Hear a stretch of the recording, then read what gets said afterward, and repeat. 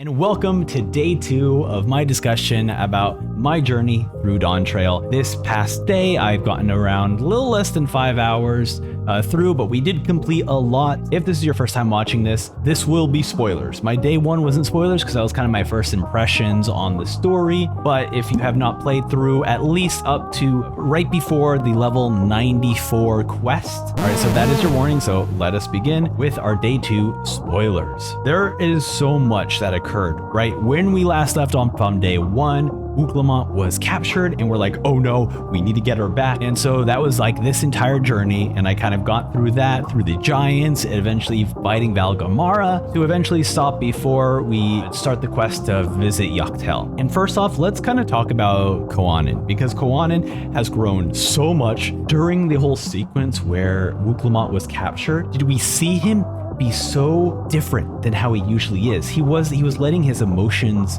take over, and I think that was a great thing, because originally he was like very strict and stern, and it didn't feel like he had any emotions. But it wasn't until Wooklamont got captured did you start to see his passion for how much he cared about his sister. He also gave us a little bit of his backstory as we were searching for his sister. He mentioned that he was abandoned by his parents when he was younger because he was a part of a very nomadic tribe. The way he described it, it sounded like because of the nomadic nature of his tribe and because his parents are so religiously following this nomadic tradition, that he ended up getting left behind. And it makes me wonder if that's why he is so obsessed with forgetting tradition and going for more futuristic technology. Because to him, maybe he sees that if his parents weren't so devoted to their culture, to their tradition, to this nomadic nature that their tribe had, he would have never been left behind the next time the tribe moved. That was fantastic to give us just a glimpse of his backstory. Obviously, I assume we'll learn more and just learn about what happened to his family. Also, this was one of my happiest moments. It was the moment where we finally ascended Kor Zormor, and there was the Elector. As he was telling him, like, hey, why is this important? Like, if you're asking us to climb this giant mountain, then there must be something important to you. That was the moment that I was like, oh, he's one of us. Because for the first time in this game story, does he care about tradition? Does he care about what this culture, why this culture wants us to do these things? Because if you go back to the Hanu Hanu festival, he's like, why would you want to, like, why are you holding this heavy float? So for him to ask this question was like, it made me so happy, because it was like, it showed his growth as a character. So let's talk about our girl, Wooklamont. Wooklamont is so incredible, and one of these moments that just makes me so happy, and I love her so much for it. So after the whole bandit situation happens, we find Wooklamont, and Conan mentions that, like, hey, we need to bring the Landsguard here to be more active in the Kozama Uka region, because there's a bunch of bandits around. Speaking of which, there was like the stalking missions, right? I know they improved it. I talked a lot. I mean, look, I was complaining during the stream. You go watch that part of the stream where I complained about it, okay? I'm not going to discuss it here. It was not fun. They made it easier, which is great, but it's still just not fun at all. I digress, okay? Going back to what Conan mentioned about bringing the Landsguard in, Wooklamont mentioned something that it made me so happy. She says, why don't we find out why the bandits are thieving in the first place? Wooklamont is a character who wants to learn and understand people, who wants to learn and understand the nations. That's the whole point of her character. And I love the fact that she was like, there's a reason why these bandits are thieving. Because if we resolve why the bandits are thieving in the first place, that would resolve them from not thieving anymore. It was really cool. I was so happy of Wooklamont to say that. For even the FF14 writers to write something so progressive is really cool. But let's go to the grand moment of this stream, and it's meeting the giants. First of all, the giants look adorable. Their gigantic glassy eyes look so good. Their emotions are fantastic. I love the fact that as we slowly get closer to the giants area, do we start seeing towers of like masonry work? Because I remember when I was streaming it, I was going through the area with all the moblins, and I saw this like structure as I was looking for aether currents, and I saw this structure and it had all this like stone masonry work on it, and I was like, what the heck is this thing? This is so unique. This is unlike any of the other nations that we visited. But then once we visited the giants area, did we finally find out, oh, that's the giants' work. Like the giants built that tower that I saw earlier. And then when we're actually in the giants area, I think it's called like Warcore Echoes, we then start seeing all the beautiful masonry work that's surrounding the giants like city. Right outside the town, you have like this vista that you see the whole area, and it's all rocks. It's all rocky, and it's like, oh my God, it looks so beautiful. And in addition to it, and you'll only see masonry work because that's all the giants had. They had masonry. They lived in an area that was full of rocks, so it made sense that they would build all these stone buildings. And especially with the Valgamara threat that loomed over them hundreds of years ago, and even now, it makes sense why they would build stone things, because at least they're resistant to fire, lightning, and ice. And it all makes perfect sense. The environment, the way they build their buildings, it was just all so beautiful and all so perfect. And even as you explore this area, you start to see all these craters that are burning continuously. And you actually see that when you're visiting the Pelupelus, you actually get to visit one of these craters. And it's like a video game, right? So you're like, you see this crater and you're like, oh, okay, yeah, it's a fiery crater, cool, okay, whatever. You know, it's a video game, of course, it's gonna be eternally burning, whatever. But when you go into the giants area and you learn about the story about Valagamara, or Valagamanda, when you learn about Valagamanda, you actually learn that these craters are actually eternally burning because of the power of Valgamarna, where it has living aether in the ground that causes it to continuously burn. And you can see in the mountaintops, you see these like scratch marks from the bird, and it's like, oh my God, it is so awesome, so incredible. Like the world building in this one zone is perfect. It is absolutely perfect. So I absolutely loved it. And speaking of it, we're kind of being tossed around, like visiting place to place to find the Elector himself. So everyone is giving us vague hints of where to visit, and these vague hints are meant for each claimant to understand the history and the lore behind the giants. And it leads us to one of the gravekeepers in the graveyard, which was such a beautiful moment. And if you're a huge fan of One Piece, you're definitely going to understand this, which is one of my favorite quotes in One Piece ever. And it's the hero look speech. A man truly never dies until he is forgotten. That whole thing is the way giants believe. They build graves for living people because for them, they want to remember the person before they pass away. This is a statue of remembrance that will never disappear. So they build these for people who are still currently alive. And then he tells us, like, now you guys have this knowledge, and now you guys can hold me in your hearts, and you guys will remember me. And I'm like, oh, you guys, oh, I loved it. I loved it so much. It was so wonderful. So we go over to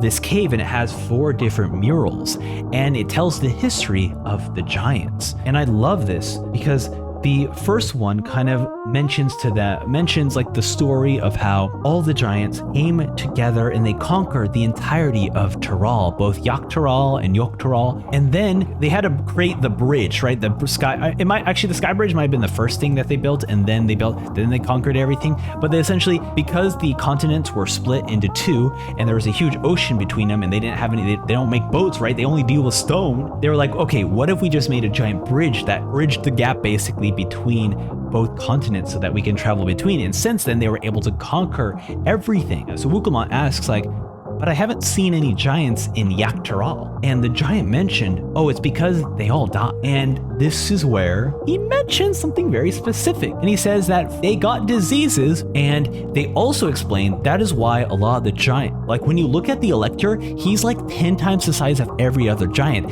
And they explain that the disease also stunted the growth of many of the giants that we see today. We even meet a giant named Volporlor, and he's very similar to Baklu Jaja, where he only cares about his group, his clan of giants, and he wants them to rule, and he doesn't consider himself to be a part of the Tuliala nation. And throughout the giant's quest, do we start to kind of soften him up a bit, where we heal one of his comrades, where we slay Valgamara. All these different things are Valgamanda, where all these things just to soften him up. And he eventually actually tells us about the City of Gold, about how all the dreams, about how it most likely exists in Yaktol, all these things. It was very wonderful. But he's a character who has a very similar connection to Baku Jaja, and it makes me think that if they're showing us this person who is a resemblance of Baku Jaja for the Giants, I'm wondering if instead of slaying Baku Jaja, that will eventually attempt to save him or attempt to be kind to him for him to switch sides. I'm curious how that will be. Now, before we end today's discussion, we did a dungeon and we did the Valgamara fight. So first, the second dungeon, the Warcore Zormor. This one was a tough dungeon to go through because there are so many cute enemies. I was like, why are we killing these cute enemies? They're so adorable. The dungeon itself is pretty cool. There's a lot of illumination happening, so definitely this is a dungeon for them. Like, hey, we want to show off how cool the lighting is. So there's a lot of dark places with illumination from all the different rocks and whatnot, which is really cool. But for the most part, it wasn't too much of a thing that impressed me. Like the first dungeon was like crazy impressive. This one was like, oh, you're showing off the cool lighting effects. That's really cool. And you had very cute enemies. Like, that's also adorable. So there's not much to say about that. The final fight, I will say, so the fight at the end of the dungeon, you fight the Elector. He was a cool fight. I will be honest. That was a really fun fight to do. He was pulling off like a lot of crazy moves. I'm like, oh my god, how do I do this? How do I do that? It was very cool. So his fight was actually super dope. But aside from that moment, like it was a pretty okay dungeon. You know, cool lighting, great boss fight. The Valgamara fight was one of the coolest things I have ever participated in Final Fantasy XIV. I'm someone who deeply cares about the story of 14. I love the story of 14. And one of the things that I loved when they introduced like trust dungeons was that finally, for the first time, you get to RP dungeoning, right? Because in the game, you are asked to go to a dungeon, and it's kind of assumed that the NPCs are with you in that dungeon because they show up, you know, when you beat a boss, but you don't fight through it with them. You know, you have to grab a bunch of other players. So when they introduced the trust dungeons, it was like, oh my god, finally, like lore reason, like finally a lore dungeon where you're fighting alongside the characters who are with you through the story, and they have unique dialogue for these moments, and it made everything so much better. And for the first time in Final Fantasy XIV history, do we have a trust trial? And you have Thancred, Urianger, Kryl, Alice, Alphino, us, Wooklemont, Zorselja, Wooklemont's brother, and Conan, Wooklemont's other brother, joining us.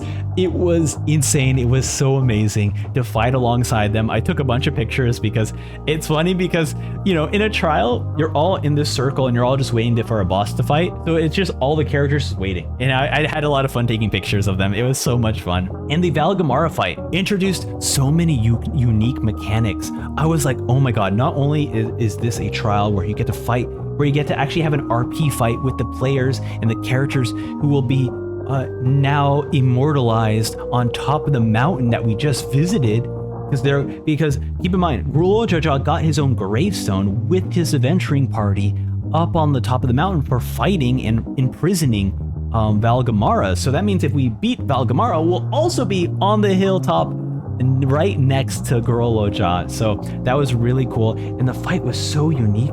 There are so many different elements. So Valgamarda switches between 3 different elements, and it completely shifts the way the environment looks. Like avalanches start to occur. There's like lightning bolts that strike down. There is so many moments where you had to dodge and like weave between things. It was so much fun. I had such a blast, and even the game was like predicting where players would go so that it would add like other obstacles there. It was just such a fun thing to like dodge and weave it and like defeat Valgamara, especially with all the NPC characters. And I don't know if this is like intentional or whatnot, but the way my fight ended was Wooklemont doing a limit break and killing Valgamara, which I thought Valgarmanda. And it was so thrilling. It was so exciting. I just had such a blast with it. Man, it was so good. I'm so happy. I hope that the trial allows you to get experience or trust, because I would love to just redo that trial over and over and over to level up the trusts. Aside from that, man, this was a fantastic day. Like, even though we only did for like less than 5 hours, you know, of a stream, we completed the entirety of the bandit issue and the giant story, and it was just so thrilling, so exciting. So many characters grew from that moment.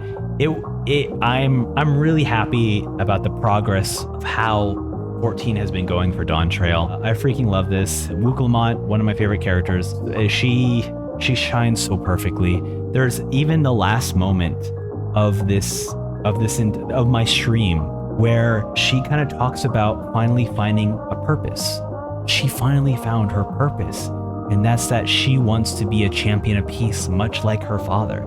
And it was such a touching, such a thrilling moment, because for the first time, she was able to speak from her chest with confidence that she knows what she wants and that she wants peace for everyone. And that is something so special. I'm so excited. Look, there's so much left of the story. We still haven't visited Solution 9. Keep in mind, right? They've teased us Solution 9. And we have not yet seen it yet. So I'm excited to see what the City of Gold is. I'm excited to see what the future of this game is. For now, thank you for listening to my day 2 discussion. Now I'm actually going to edit this and get this uploaded for tomorrow morning instead of waiting, till the afternoon. Anyway, okay, that's it for me. Okay, goodbye now. Goodbye. This is a fantastic game.